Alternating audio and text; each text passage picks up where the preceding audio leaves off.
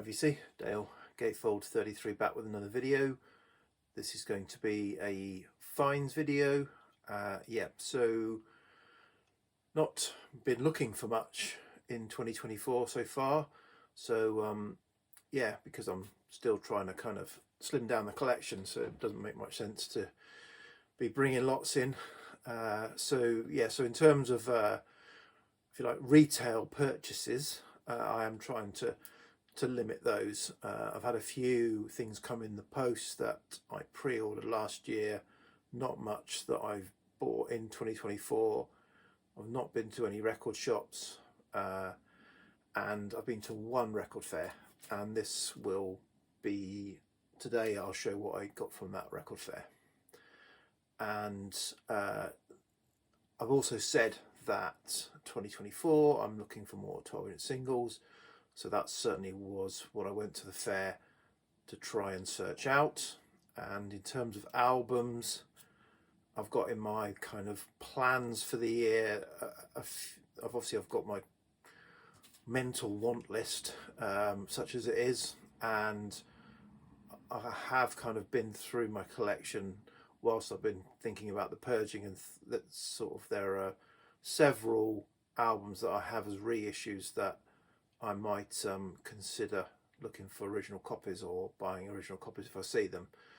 But when I go to fairs, or when I went to this fair, certainly I thought, right, quality over quantity. I'm not going to buy more than 3 albums and 12-inch singles. See if I can find some nice 12-inch singles, but don't go mad on the albums. No more than 3, Dale.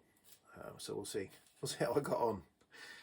So 12-inch singles, so got there, and Richard Warwick, who's a VC member, VC YouTuber, but also sells at fairs, was there. I had a look through his 12-inch singles, and that's kind of when it hit me that I've said I'm going to seek out 12-inch singles, but I don't really know what I'm looking for with 12-inch singles. I don't know what are the good mixes and the bad mixes, because 12-inch singles tend to have extended mixes on them, and sometimes there are multiple 12-inch versions of the same song. And I thought, I don't actually know as much about 12-inch singles as I probably need to. So so I kind of went through Richard's box and thought, I'm not really sure about that. And he kindly, I had picked out a couple and then put them back, and he kindly gave me one of the 12-inch singles that I'd pulled out. So he gave me this Blancmange, Don't Tell Me. So so I was looking for the Blancmange album, the one with Living on a Ceiling on it, but then I wasn't sure. I thought, this could be a case you're buying the album when actually that might be the only song that you like. And so I definitely know that I want to find that 12-inch single, but haven't found that yet. So this was a bit sort of a blind gift from Richard, but actually I did recognise, because I didn't recognise the name of the song, but I recognised Don't Tell Me. I recognised it when I had listened to it, and then also the B side, Get Out of That, was quite interesting, probably more interesting than the A side, to be honest. Was a bit of a kind of post-punky, slightly darker sound. So so thanks for this, Richard.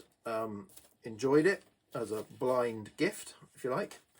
And then I bought 2 other 12-inch singles. So so as I said, I was going through and I was just kind of, I don't know what I'm looking for. I need to do some more research. So one that I kind of was comfortable with was a Style Council 12-inch. I have the 7-inch single of this, but this has an extra additional track on it, and it might have a slightly different mix. So this is Walls Come Tumbling Down. So I was on safe territory with picking up a Style Council 12-inch, as I kind of have fairly into the Style Council. So that was a nice pickup. And then the only other 12-inch I got, and I showed in a recent finds video, a box set. I bought Kirsty MacColl box set of CD box set that had an extensive number of tracks spanning her career, and one of the tracks, one of the sort of more later tracks, was this, Walking Down Madison, that was either co-written or certainly done with Johnny Marr from the Smiths. So this has got several versions of Walking Down Madison on it. It's got the club mix, the 6 a.m. ambient mix, as well as the single mix. So the club mix is on the A side. I wasn't that keen on that. So yeah, that wasn't so good. But the 6 a.m. ambient mix was much more enjoyable, and obviously it had the standard single mix on it. So yeah, so happy to get this for that ambient mix of that Kirsty MacColl 12-inch. So that's it for the 12-inch singles. So what 3 albums, or did I even find 3 albums? Well, I found 5. So and then I left. So I got to 5 and I thought, right, you've already been through kind of anywhere that's got 12-inch singles. You've already been through them, and you've already blown your no more than 3 albums, and you've got 5. So maybe it's time to go. So I kind of left a little bit early, but I'm happy with the 5 albums that I got. So the first 2 were from one seller who I bought, off, quite a lot over the years, and the first one was another Susie and the Banshees album. So I've now got 2 Susie and the Banshees studio albums, as well as I've got the singles. But yeah, I bought Juju last year, and so I added A Kiss in the Dream House, and yeah, nice, lovely, clean, pristine copy of that. I've listened to it once. It was a little bit of a harsh sound, abrasive sound, more than I enjoyed at the time that I listened to it. So, but I do need to go back and listen to it again. But that's a nice copy. And then this I was really pleased to find, and this is a blind buy. I mean, that Susie and the Banshees was a bit of a blind buy, really, because I hadn't heard the album before. I've seen this shown several times. I'm sure James Griffiths showed it a year or 2 ago, and it's not an artist that I would ever pick up. I think I have a best of CD somewhere of them, but that's it.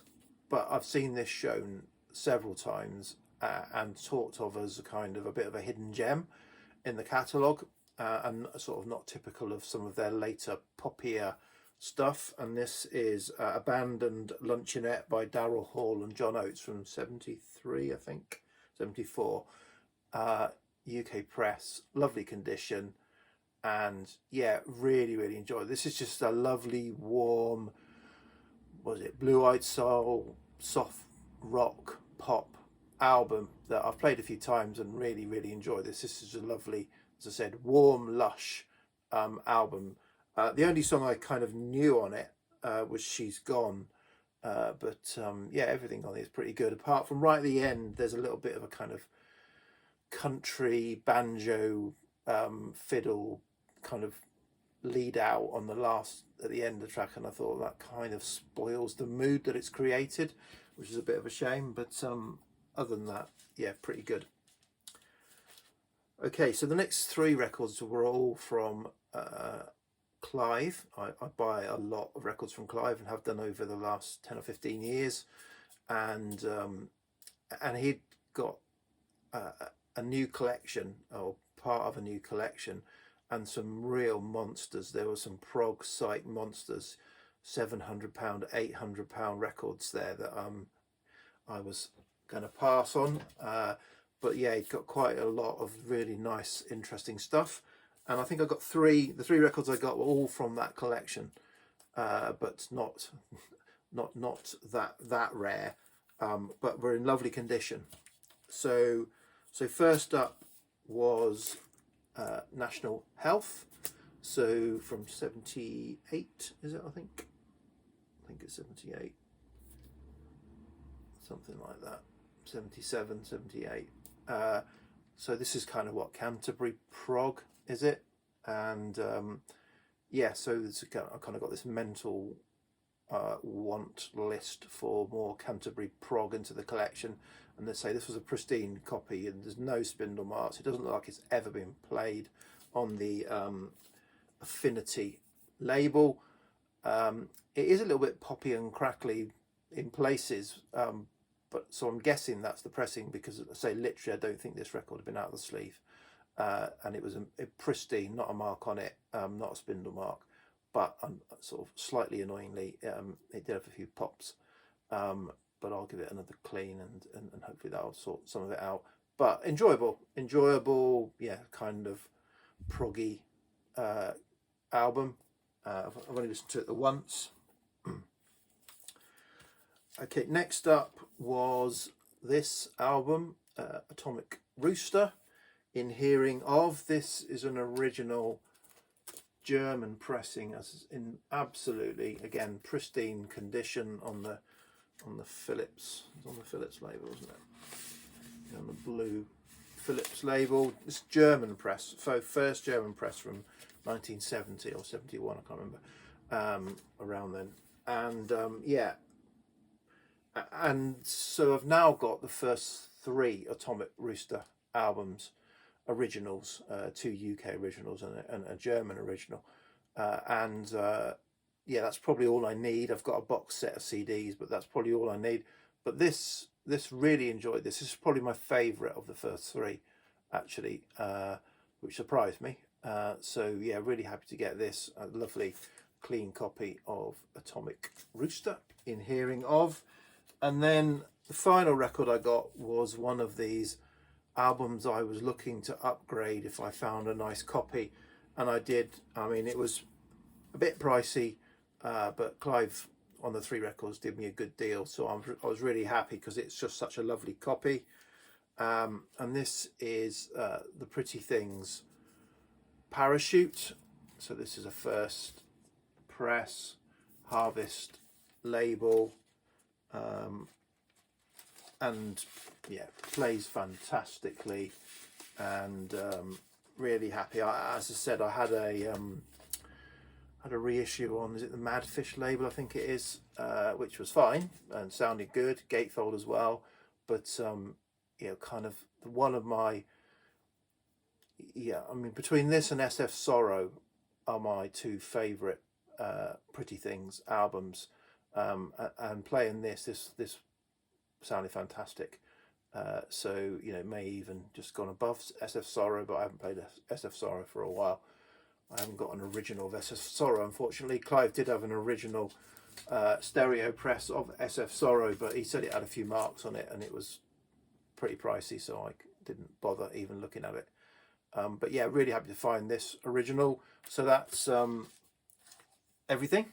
5 albums, 3 12-inch singles, and I had intended to go to the Winchester Fair weekend a week or so ago, but stuff got in the way and I didn't go there in the end. I'm not sure when my next fair will be, sometime in April probably, but yeah, so I'm taking it slowly into 2024. Apart from car boot sales will offer up whatever they offer up. I'm not going to limit myself there. If there's a big pile of brilliant stuff for cheap, I'm going to buy it. If there's nothing, I'm not going to buy it. Okay, cheers VC, thanks, bye.